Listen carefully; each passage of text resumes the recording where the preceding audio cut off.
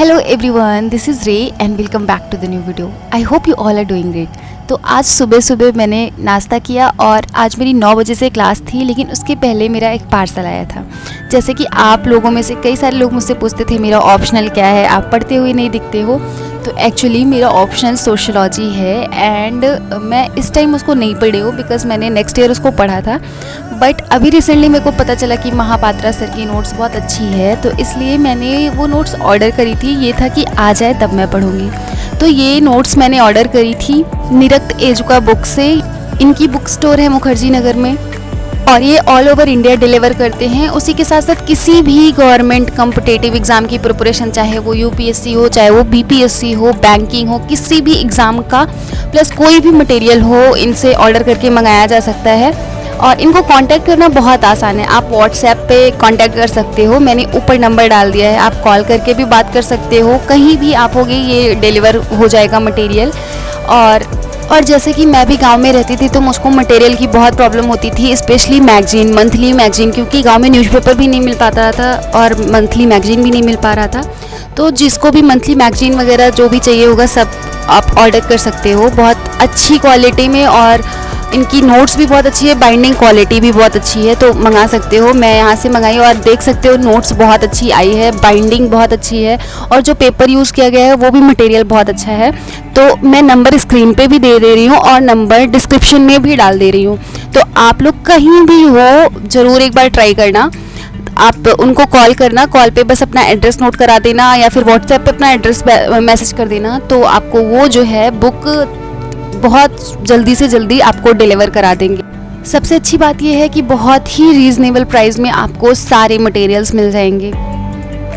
जैसे कि ये देख सकते हो एकदम क्लियरली ये मेरे ऑप्शनल की नोट्स है, इसकी बाइंडिंग बहुत अच्छे से की हुई है, प्लस सारी मतलब पेपर अच्छी क्वालिटी का यूज़ किया गया है और सारे के सारे नोट्स हैं। मैंने इसको ऑर्डर किया था ऑनलाइन, तो सही है, बहुत अच्छा है। आप भी मंगा सकते हो और अपनी पढ़ाई अच्छे से कर सकते हो बिकॉज़ यू नो आज का टाइम अच्छा हो गया है कि हमें चीज़ें मिल सकती हैं। मैं गाँव में रह रही थी तो मुझको बहुत ज़्यादा दिक्कत हो रही थी और मुझे इसके बारे में पता नहीं था, और अब मेरे को पता लगा तो मैंने सोचा आप लोगों को भी बता दूँ।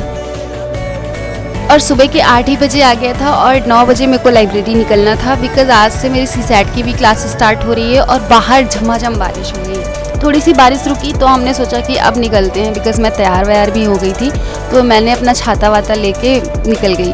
तो अब चलेंगे लाइब्रेरी और आज है सीसैट की पहली क्लास, तो देखते हैं कैसी रहती है क्लास।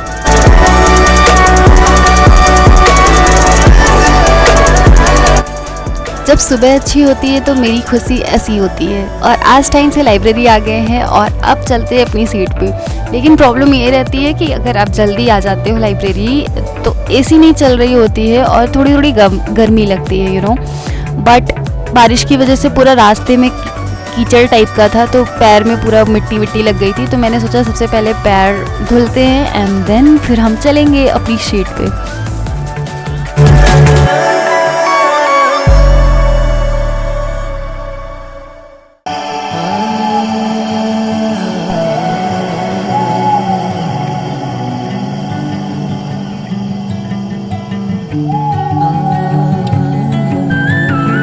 हम आ गए हैं अपनी सीट पे और आज बहुत कम लोग अभी आए हैं लाइब्रेरी में। और अभी निकालते हैं अपना चार्जर। एक चार्जर अपनी सीट पे लगा के फ़ोन चार्ज किया जाएगा, दूसरा चार्जर बगल वाली की सीट में लगा के आईपैड चार्ज किया जाएगा, क्योंकि दोनों ही चीज़ें चार्ज नहीं है। और टाइम हो गया है 9:03 और आज है 23 अगस्त। आज का दिन बहुत प्राउड होने वाला है, प्राउडफुल होने वाला है बिकॉज़ यू नो आज है मून पे लैंडिंग।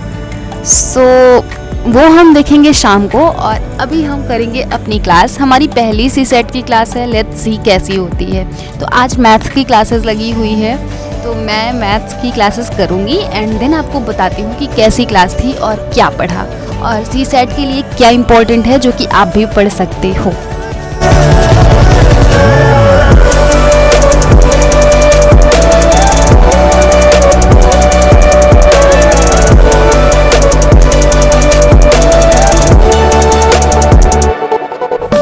क्लास सी सेट की क्लास में बेसिकली मैथ्स की क्लास थी, जैसे मैंने बताया। तो बहुत बेसिक से स्टार्ट किए हैं। सबसे पहले उन्होंने बताया कि नंबर सिस्टम के बारे में पढ़ाना शुरू किया, और सबसे पहला टॉपिक उन्होंने पढ़ाया कि नंबर ऑफ़ ज़ीरोज़ कैसे फिगर आउट करते हैं। और वैसे मैं बता दूं कि ये जो रीजनिंग से रिलेटेड मैथ्स होती है या फिर ऐसी टाइप की मैथ्स होती है, इसको ना सॉल्व करने में अगर तुमको वो जो ट्रिक वाला सॉल्व करने का आइडिया नहीं पता है ना, तो बहुत टाइम लग जाता है। मेरे को पहले नहीं पता था ट्रिक वाला आइडिया, लेकिन अभी तो ठीक है, चलो अभी आने लगा है। और आज की क्लास करके भी अच्छा लगा। तो 12 बजे तक क्लास थी, बट क्योंकि कुछ टेक्निकल ग्लिच आ रहा था तो 11:51 पे ही थोड़ा सा ऑफ कर दिए सर ने, ख़त्म कर दिया। और सुबह आ गई थी और मेरे को अभी बहुत तेज़ी से भूख भी लग रही है और चाय भी पीने का मन कर रहा है। तो ये है नोट्स जो कि मैंने आज पढ़ा। तो अभी चलेंगे हम नीचे और चाय लेके आएंगे और उसको पियेंगे, और तब तक हो जाएगा हमारा ज्योग्राफी का क्लास करने का टाइम।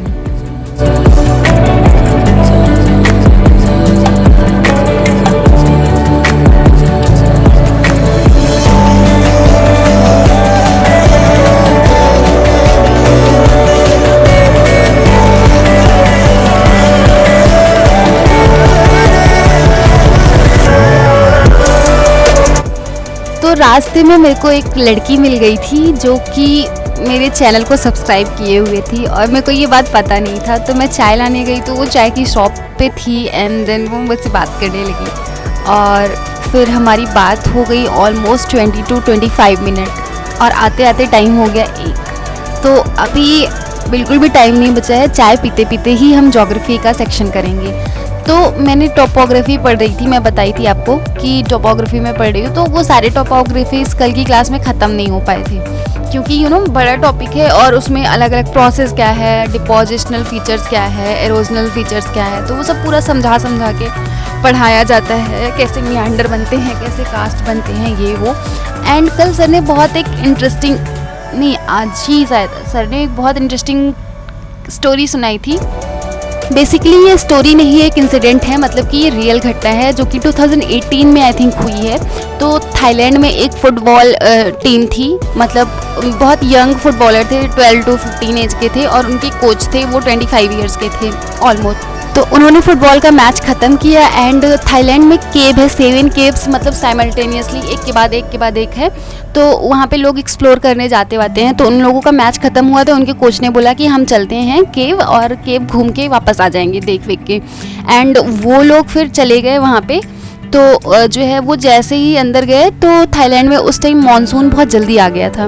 तो मानसून आ गया, और जैसे ही वो लोग अंदर गए वैसे ही बहुत ज़्यादा ज़ोरों से बारिश होने लगी, और बारिश होने की वजह से केव में जो है पानी इकट्ठा होने लगा।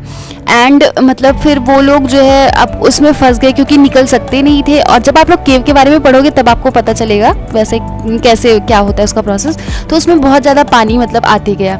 एंड फिर जब वो जितने भी मैच के वो बच्चे थे, उनके पेरेंट्स जब तक वो शाम तक घर नहीं गए तो सब कॉल वॉल करने लगे। तो उसी मैच की टीम से एक लड़का था जो कि नहीं गया था, बिकॉज उसका बर्थडे वगैरह था, तो वो नहीं गया था। तो वो कॉल पे बताया कि वो लोग तो केव एक्सप्लोरेशन के लिए गए हैं।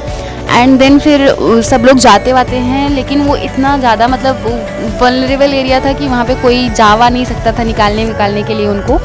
लेकिन फिर वहाँ पे जितने भी नेवी के वो थे सब आ गए, लेकिन जाना इम्पॉसिबल था, उनको निकालना इम्पॉसिबल था। और ऐसा करते करते कुछ ऑलमोस्ट 6-7 डेज़ लग गया। लेकिन एक कोई बंदा था, वो यूएस का था, और उसको ये ऐसे केव एक्सप्लोरेशन वगैरह का बहुत आइडिया था। लेकिन वो आया और उसने बोला कि मैं जाऊंगा, मैं निकालूंगा।